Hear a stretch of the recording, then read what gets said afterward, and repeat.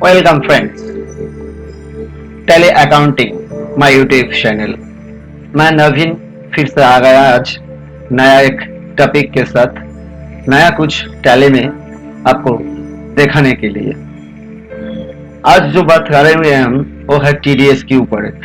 TDS का एक section है 194J, जो सेक्शन एप्लीकेबल है प्रोफेशनल सर्विसेज और टेक्निकल सर्विसेज के लिए। उसका जो टीडीएस का जो अकाउंटिंग वो कैसे हम लोग टैली में करेंगे, उसका ही पूरा इम्प्लीमेंटेशन हम टैली के ऊपर दिखाएंगे आपको। इस वीडियो को शुरू से एंड तक देखिए, स्किप मत कीजिएगा। अगर स्किप कर देंगे तो आपको पता नहीं चलेगा कहाँ से क्या हो गया। तो इसके लिए जो जो काम हमको करना है वो मैं स्टेप बाय स्टेप दिखाएंगे आपको। आप पूरा का पूरा स्टेप फॉलो करते रहिए, ठीक है। तो चलते हैं, ज्यादा कुछ नहीं बोलेंगे हम। अगर टीडीएस के ऊपर और भी आपको वीडियो चाहिए तो आप उस वीडियो लेके आप मेरे कमेंट बॉक्स में आके कमेंट कर सकते हैं। हम आपको उसके ऊपर भी टीडीएस का वीडियो बना के यूट्यूब में अपलोड कर देंगे आपके लिए। तो ठीक है, चलते हैं। हम अभी आपको दिखाने जा रहे हैं टीडीएस का जो सेक्शन 194J, जो प्रोफेशनल और टेक्निकल सर्विसेज के लिए एप्लीकेबल है। उसका जो टीडीएस का जो ट्रांजैक्शन वो टैली में कैसे होता है उसका ही डिटेल्स हम करके आपको दिखाते हैं। तो टीडीएस का अकाउंटिंग करने के लिए पहले आपको जो करना पड़ेगा, आपको F11 फीचर्स में जाके उसको एक्टिवेट कर लेना पड़ेगा टीडीएस को। तो F11 फीचर्स, हम यहाँ से जाते हैं F11 फीचर्स में। फिर जाने के बाद हम यहाँ से स्टैट्यूटरी एंड टैक्सेस में जाएंगे। फिर यहाँ पे enable tax deducted at source, इसको यस करेंगे। फिर सेट ऑल्टर टीडीएस डिटेल्स, इसको यस करेंगे। करके आपके पास जो टैन का रजिस्ट्रेशन नंबर होगा वो यहाँ पे डाल दीजिए। Tax deduction and collection account जो नंबर है जिसके अगेंस्ट आप टैक्स डिडक्ट करते हैं, उसका जो टैन नंबर है वो यहाँ पे बैठा दीजिए। डिडक्टर टाइप आप कौन सी टाइप में है, आप कंपनी है तो कंपनी लीजिए, अगर आप इंडिविजुअल है तो इंडिविजुअल लीजिए। फिर आपका कोई अगर दूसरा कोई ब्रांच वगैरह है तो आप यहाँ पे मेंशन कर सकते हैं। अगर आपका कोई दूसरा कोई ब्रांच नहीं है तो आप यहाँ पे नॉट एप्लीकेबल कर दीजिए। फिर set alter details of persons responsible, जो पर्सन टीडीएस काटने के लिए रिस्पॉन्सिबल है उसका डिटेल्स देना भी जरूरी है। तो देने के लिए हमको इस ऑप्शन को यस करना पड़ेगा। करके आपकी जो कंपनी है आपका जो प्रोप्राइटरशिप फर्म है उसमें जो आपका टीडीएस लेके काम करता है, जो रिस्पॉन्सिबल है, उनका डिटेल्स यहाँ पे डाल दीजिए। उसका नेम, उसका फादर नेम, उसका डेजिग्नेशन क्या है, पैन नंबर क्या है, फ्लैट नंबर वगैरह जो भी है पूरा डिटेल्स दे के एंटर करके इसको आगे सेव कर देंगे। पूरा का पूरा इंफॉर्मेशन मेरा पुट हो गया यहाँ पे। अब मेरा जो दूसरा स्टेप है, ये पहला स्टेप का काम हो गया जो टीडीएस को एक्टिवेट करना था। दूसरा स्टेप क्या है, मेरा नेचर बनाना है। कौन सी नेचर में टीडीएस पेमेंट होगा वो नेचर हम बनाते हैं। नेचर बनाने के लिए आपको मास्टर्स के अंदर अकाउंट्स इन्फो में जाना पड़ेगा। फिर यहाँ पे आपको दिखाई देगा स्टैट्यूटरी इन्फो। इस स्टैट्यूटरी इन्फो में हम जाएंगे। जाने के बाद टीडीएस नेचर ऑफ पेमेंट से आपको दिखाई देगा। इसमें से आप क्रिएट कर सकते हैं, क्योंकि हमने पहले से क्रिएट करके रखा है इसलिए आपको ऑल्टर करके दिखाते हैं कि उसमें क्या क्या डिटेल्स आपको भरना है। हम जो सेक्शन लेके बात करने वाला था उस सेक्शन का नाम हमने पहले ही बोल दिया था, जो 194J है, जिसकी अगेंस्ट प्रोफेशनल फीस की अगेंस्ट ये सेक्शन आता है। तो हम यहाँ से बना लिया, प्रोफेशनल फीस नाम दे दिया था। इसका नाम, सेक्शन नंबर क्या जो है सेक्शन वो यहाँ पे डाल दिया मैंने। अब इसका जो टीडीएस का जो रेट एप्लीकेबल होगा वो नॉर्मली 10% होता है अगर पैन नंबर है तो। अगर पैन नंबर नहीं रहेगा तो 20% डिडक्ट होने वाला है, वो डाल दिया। और इसका एक थ्रेशोल्ड लिमिट होता है, ठीक है। प्रोफेशनल फीस के लिए थ्रेशोल्ड लिमिट क्या है, 30,000 है, तो मैं यहाँ पे डाल देंगे। अगर 30,000 से कोई भी कम अमाउंट के ऊपर हम टीडीएस डिडक्ट करेंगे तो होगा नहीं, क्योंकि एग्जामिनेशन लिमिट वो क्रॉस नहीं किया, ठीक है। तो थ्रेशोल्ड लिमिट देना जरूरी है, तो दे दिया यहाँ पे। तो मेरा सेकंड स्टेप क्या था, नेचर बनाना। नेचर बनाना हो गया। नेचर बनाने के बाद फिर हमें तीसरा स्टेप का जो काम है वो हमें लेजर बनाना पड़ेगा। कौन सी लेजर? जो सर्विस हम लेते हैं उस सर्विस का लेजर, जिससे लेता है उनका लेजर, और जो टैक्स डिडक्ट करते हैं हम उस टैक्स का लेजर। ये तीनों लेजर आपको बनाना पड़ेगा। ये बनाने के लिए हमको कहाँ जाना पड़ेगा? अकाउंट्स इन्फो, लेजर हमने बना के रखा है इसलिए ऑल्टर में जाएंगे, आप लोग जाएंगे क्रिएट में। लेकिन जो पहला लेजर मेरे लिए है वो लीगल सर्विस, जो सर्विस हम किसी से लेंगे, जिस सर्विस के अगेंस्ट हम टीडीएस डिडक्ट करने वाला है, वो सर्विस का लेजर हम बना लिया, लीगल सर्विसेज। ये मेरे लिए एक एक्सपेंसेस है कंपनी के लिए, बिजनेस के लिए, तो मैंने इनडायरेक्ट एक्सपेंस के अंदर रखा है और इसके ऊपर टीडीएस एप्लीकेबल होगा, तो एप्लीकेबल कर दिया मैंने।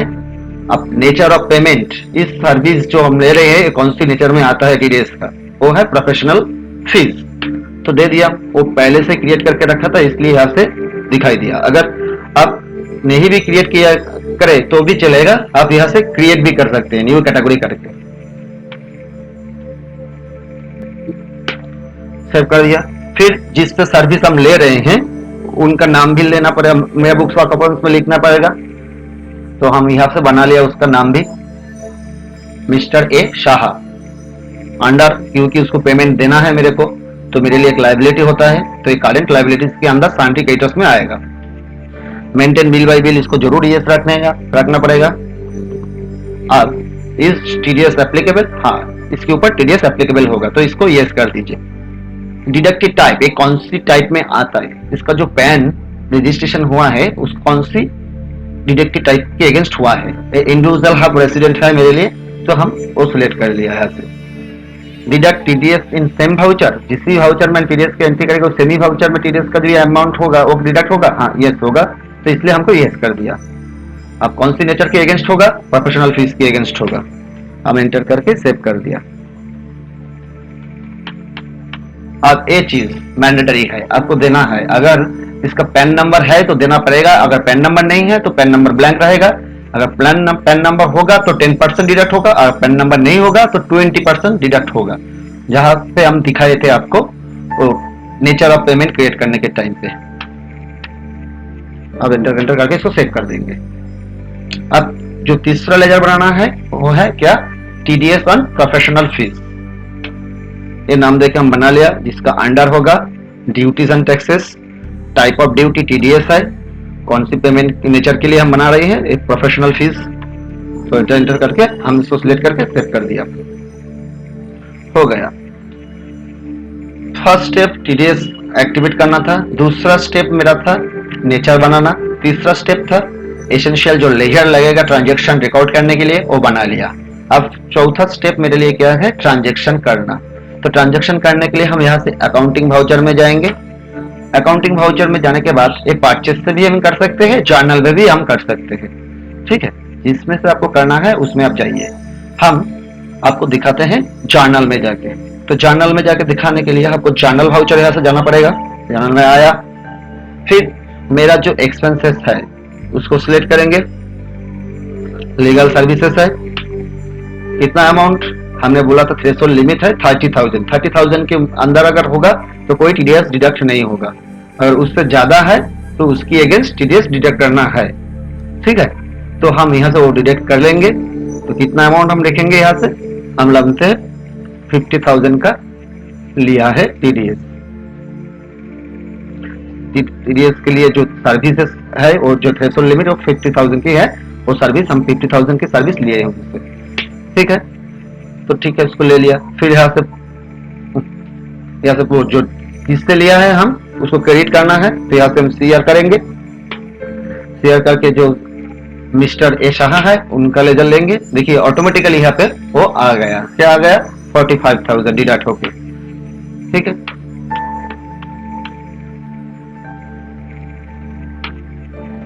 अब क्या डिडक्ट होगा? TDS on professional fees.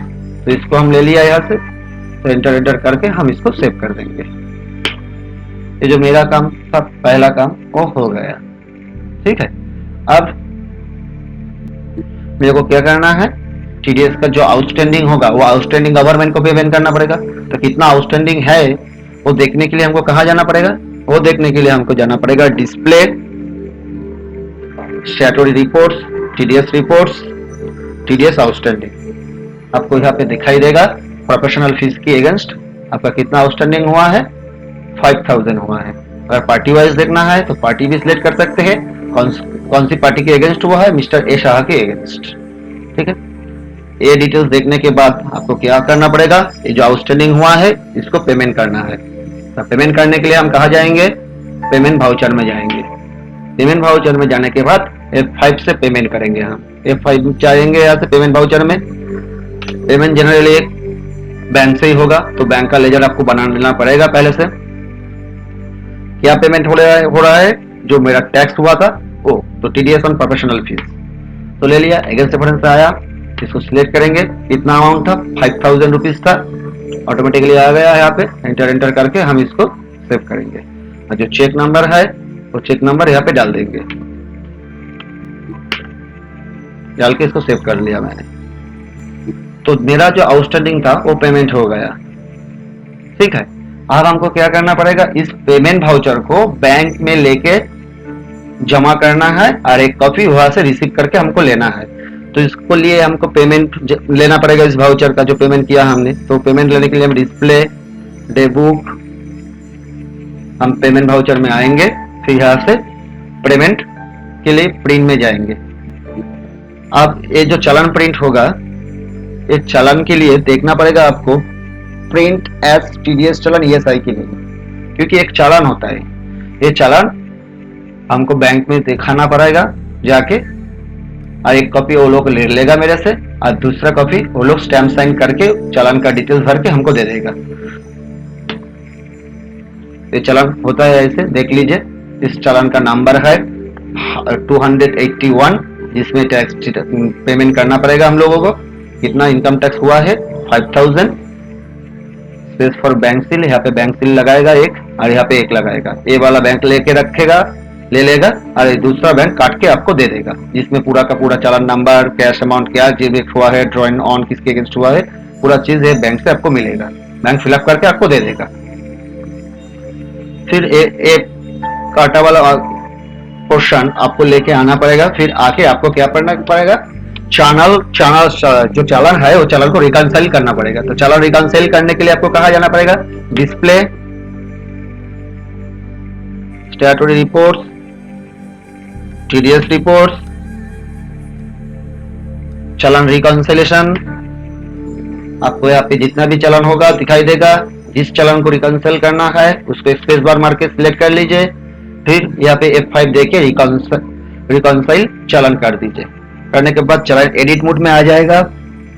फिर यहाँ से जो पीरियड के लिए आप कर रही है उस पीरियड नाम डाल दीजिए। यहाँ पे